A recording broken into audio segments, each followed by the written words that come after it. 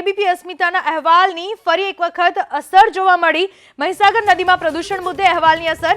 જીપીસીબીએ thermal power સ્ટેશનને ફટકાર્યો 1 કરોડનો દંડ। પાવર સ્ટેશનના પ્લાન્ટમાં લીકેજથી નદીમાં ઓઇલ ભળ્યું હતું।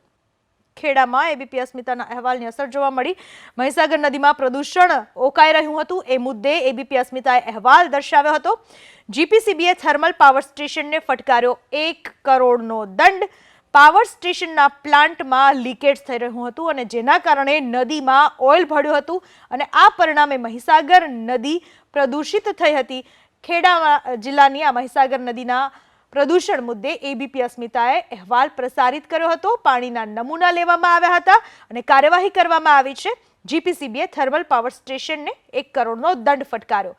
આ વિશે વધુ માહિતી આપવા આપણી સાથે જોડાઈ ચૂક્યા છે મારા સંવાદદાતા જલ્પેશ પટેલ। જલ્પેશ, શું વધુ માહિતી? ચોક્કસથી પૂનમ, વાત કરવામાં એબીપી અસ્મિતા ફરી એક વખત સફળતાને સિરે લાગી રહી છે, કારણ કે જે રીતના એબીપી અસ્મિતા દ્વારા એક અહેવાલ પસાર કરવામાં આવ્યો હતો જેમાં મહીસાગર નદીને ક્યાંક ને ક્યાંક દૂષિત કરવાનો જે મામલો હતો તેમાં જીપીસીબીએ પગલા ભરી જે thermal power station Wanakbori thermal power સ્ટેશનને 1 કરોડ રૂપિયાનો દંડ કર્યો છે।